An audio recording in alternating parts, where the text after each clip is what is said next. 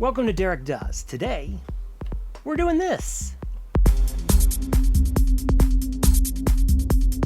Hi, and welcome to Derek Does. Today, we're going to do a sewing machine, industrial sewing machine.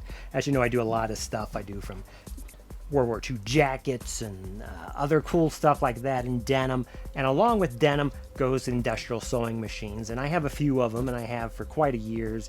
If you are into industrial sewing machines, check out my other videos. I have a bunch of them. I'll highlight ones I have and ones that have come into me that I'll refurbish, and then I'll send them off to somebody else that can use them because I can't use them all. But anyway, today is going to be on an industrial sewing machine, kind of a special one. If you're new to the channel, please subscribe. I think you're going to like it. And if you're a regular viewer, I think you're going to like this one because this is not your normal everyday industrial sewing machine. Now it looks like it's maybe a 17 series off the arm machine, but it isn't. This is a Singer 177-2. This is the second one I've had in buying and selling machines along the years. This one's really nice. The other one I sold, and it's actually in England with a pretty famous denim guy, or was. That's who it went to. This is the machine. This is a darning machine. This is from Singer. This was made in August of 1934, and Singer made about 2,000 of these. Now, when it says they made 2,177 series, it doesn't mean that they made 2,000 of this particular one. They just made 2,000 of the 177. It could be a -2, it could be a -1, it could be a -3. They made different models. They basically use the same body, but the guts on the inside are different. This is kind of the machine before the 47W70, which is, the big denim darning machine that everyone goes for. This one is the 177-2 again, and it was mostly for, I think in the book it says for barber smocks and things along that nature, but it can do denim without problems. So this is actually before they've actually made one specifically for denim and that sort of thing. It's a smaller machine than the 47W70 machine, but basically the same. The difference is the cone is a little different. It doesn't have an outward cone made more. This one is more for just going back and forth. It has, originally these had the motor attached to the back, and I have the original motor, and I'll show you all that. It's just it needs all new wiring. And for this purposes, I just wanted to get this machine. I got it a couple months ago, and I hadn't really done anything. I started to clean it and oil it, but other things got in the way. So I was able to get to it. So right now I just have it mounted to a piece of plywood on top of actually a 114 table. I sold the machine, kept the table in case I get another one, then I'll be able to just pop it in there and everything will be great. But I thought this would be a nice utilitarian machine table I can use to put other machines on. But I don't want to really drill holes in it to put tables, because I have a table like that where it has multiple holes for multiple machines over the years. This one I can just put on it. I have a servo attached to the bottom, and then I just have a leather belt here on the back. It does the same thing as the motor that originally would have come with this. It's a smaller motor, and it actually was like a foot press that you would pull down and it would turn. I'll show you. But again, this is the 1934 is the age of this machine when it was made. So it's 90 years old. I got this machine, had it shipped to me. It was on the original table and everything, but the table had just been years of neglect and everything. It was just really bad. Luckily, the machine wasn't really that bad, and so the guy shipped me the machine and the motor, but of course he had to cut the wires and stuff for the motor, so I have to get all that together. I'm not even sure the motor even works. I was playing around with it with my 201 foot pedal, because it has the same setup. It's basically the same as the 201 or the 91, the home machines, but it was the heavier duty home machines. So it has the same Bakelite,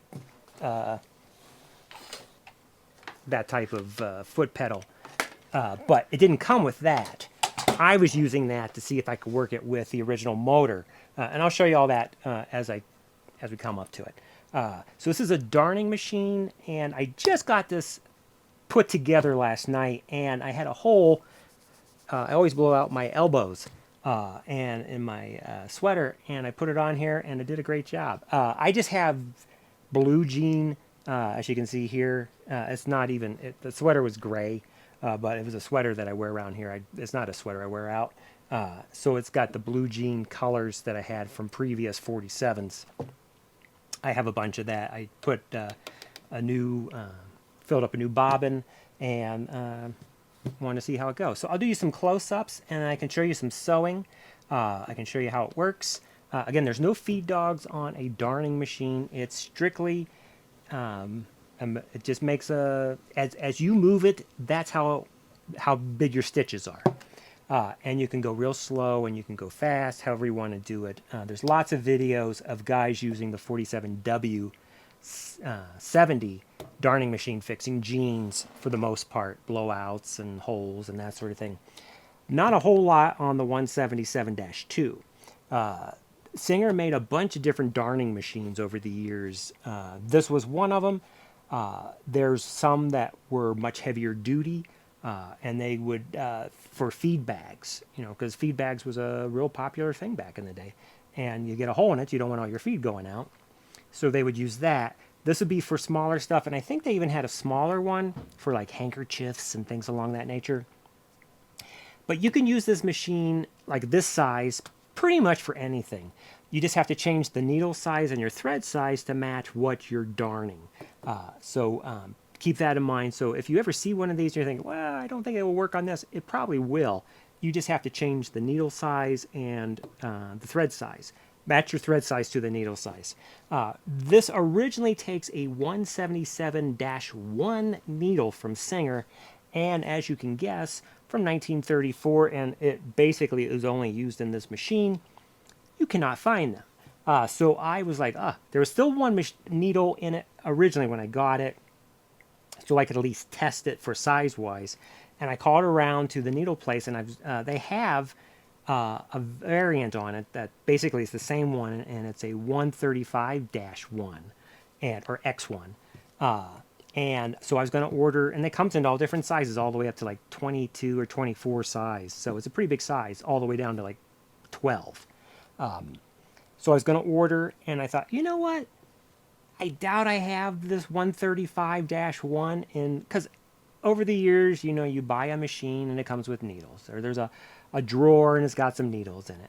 And I got all this stuff over the years, and I just throw it in my needle drawer.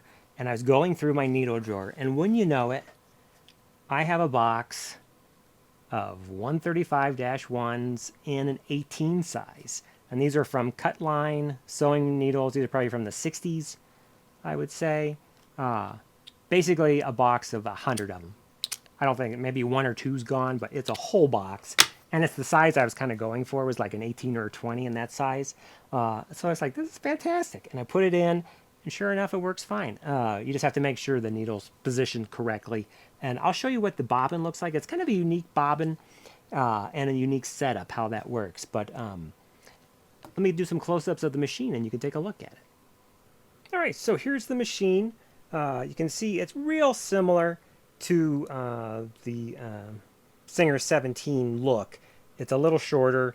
It has a releasable screw here, and the machine folds back so you can screw it to a table, and then you just lock it down. A lot of old machines were like that. As you can see, it's got little hinges there. Right now I just have it hooked up with a leather belt. It has the bobbin winder up here, and you just fold that up, kind of like a Singer 24. You just fold it up, and then as it rolls your bobbin. Back here is where the motor would have mounted, and it would just stay right here, and it would have a small little belt to run it. Eventually I'll get that going, but for now this is what it is. Oiling places, I'll show you the, there you can see it's the 177-2, and it's the 1934 serial number. This is for winding the bobbin. So basically you would have your thread up here, it would come down, go through this, and then come up here to your bobbin winder. Sorry for the mess behind it. I've been working on a bunch of stuff. It's very similar to the 47. Here is your little darner area right here.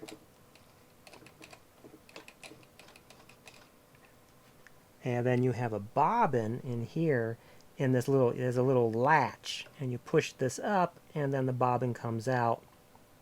And I'll show you that after we do some sewing. But I thought I'd just show you. It's in really nice shape. It still has some of the gloss. All the decals are still there. Still looks really good. And again, this is from 1934. I just have it on a piece of plywood for right now on this table.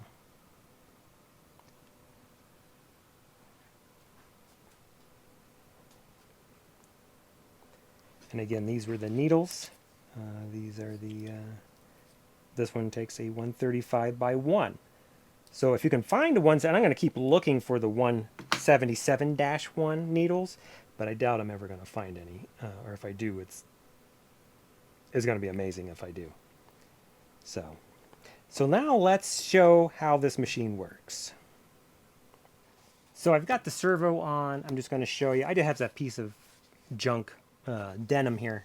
It has a lifter arm that goes up and down, but there's always a space basically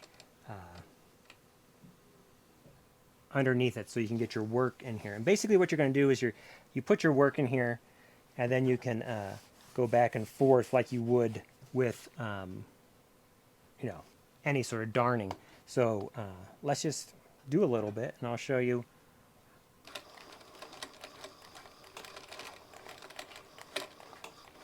So you can start off slow. Oh. Guess I got to move it. And you can move it faster. Just like any darning machine, back and forth. And then I'll show you. I got a little lumpy there. Again, I just got this going again, so I probably need to adjust the tension a little bit on this. But you can see it goes back and forth like that. So basically you would have a hole in a fabric, and then you would start to basically make your warps and your wefts and all your back and forth, and basically you're re-putting the fabric back together with a hole. I think I need to adjust my tension on the top because it was getting a little lumpy down there. Yeah, it's pulling a little. Pull that a little tighter. Will probably work. But let me show you the bobbin. As I was showing, basically it's, again, there's a little lever. You push down the lever, or push up the lever, and it opens up, like a little thing pops out, and then your bobbin pops out. And you can see here, it's two pieces. There's basically a bobbin case, and then a bobbin on the inside. So it's kind of, and it even has a little latch. So it's kind of nice. The trouble is, if you ever lose this, or if you have this machine, I don't believe you can find these at all. These are probably as rare than anything. This is actually a Singer, and it's a 17567 is the bobbin case. And even the bobbins are kind of especially, they're kind of thinner than normal, but the hole on the inside is wider to access this, because I had a couple bobbins I thought would work because they were the same size basically, but the hole was smaller. So keep that in mind. If you are looking for one of these, make sure you get all the pieces, and then that just fits inside there, I guess. Again, I'm kind of still new to the machine, and then push down, and let's pick up the oh, didn't catch. There, we caught it. And now it's through the hole down here. So we're good to go again. Again, I'm still getting this machine back. It's pretty close.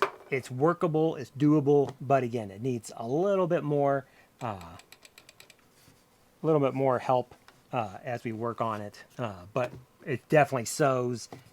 It's making stitches, and I actually did fix my shirt. I just need to fix the back end, but it works. So it's really cool. I really I'm going to keep this machine because I really think it's going to be pretty useful because I always get holes in my stuff somehow. But it's pretty cool. So let me show you the pieces that came with it, the motor and everything, because that's kind of unique to this machine too. And again, it's like I had one before, and the trouble is when I had it shipped to me, the guy left the motor on there. And of course, having something stuck to a machine like that is just asking the UPS to destroy it. And of course, they snapped it because it's just cast iron, a little thing that holds it on. And I had to use the JD Weld to get it back together again because you can't buy that part. Nobody has the part. The only way to get it is to find a donor machine. So that was something else to think about when you're looking at this machine. Make sure all the pieces are there, and make sure they remove those pieces if they mail it to you, if you're going to have it mailed to you. So very important.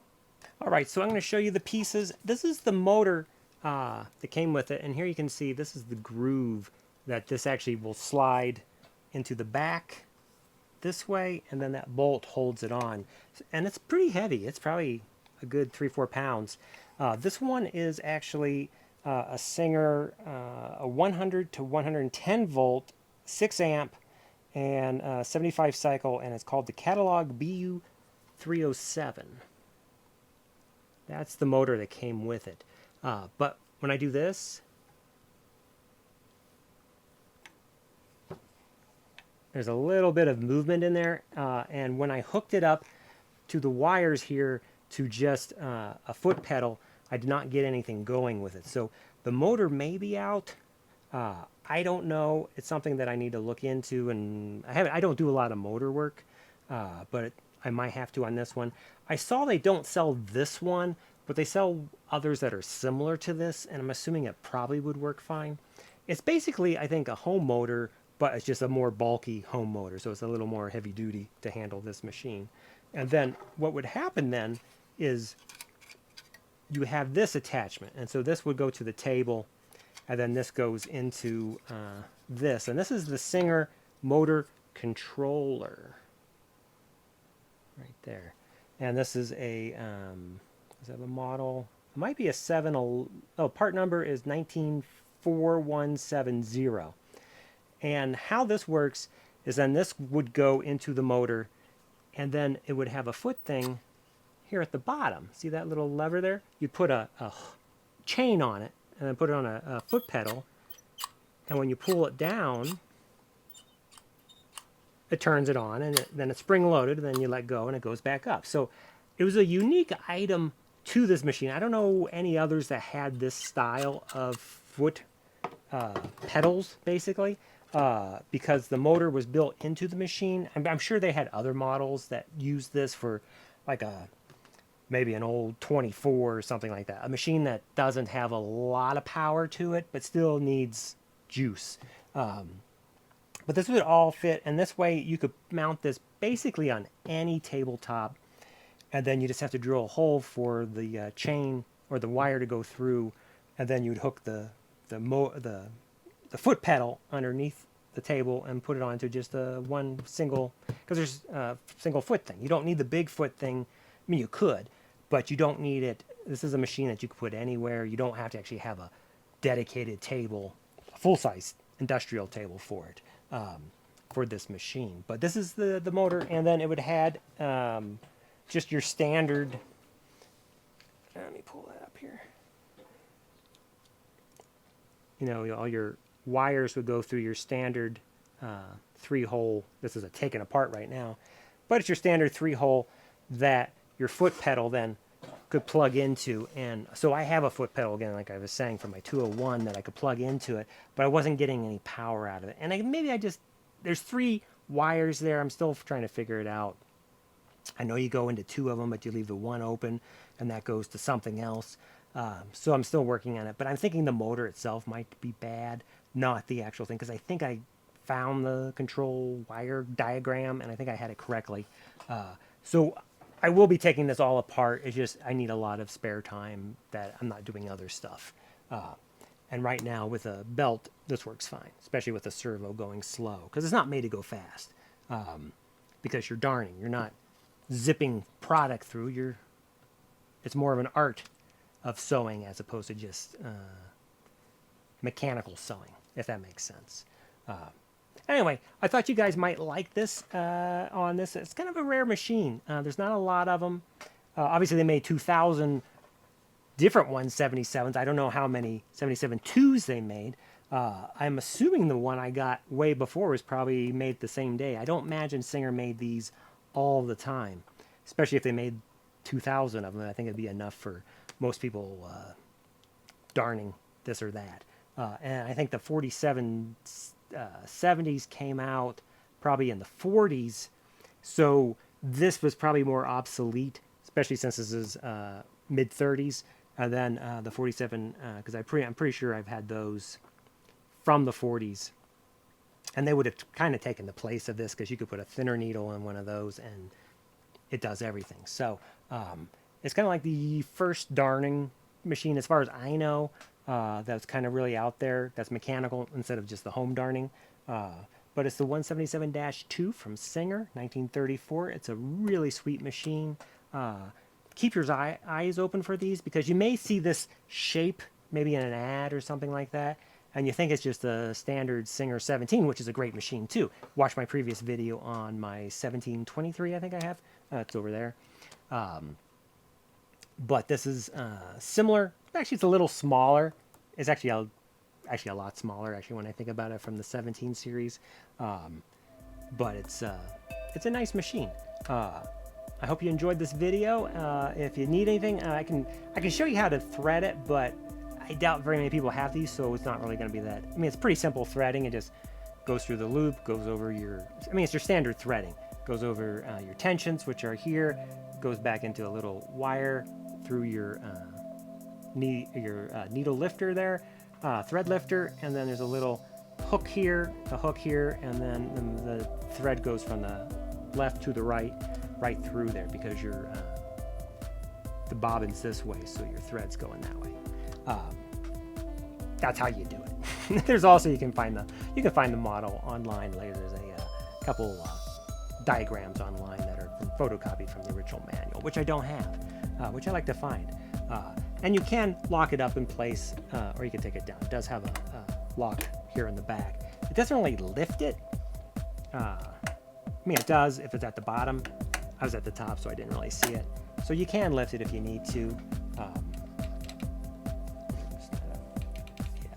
It's just, I think my setup with the leather belt are a little wonky. You gotta watch it, because it's not really set up. It's just sitting on top of the table. So if I shift a little bit, then the leather belt will start to hit. It'll slow it down a little bit. Anyway, I hope you enjoyed the video. I'm just kind of rambling. And I will see you on the next Eric Does. I don't know if I'll do another sewing machine right away, or if I'll go back to other stuff, but you never know. See you then.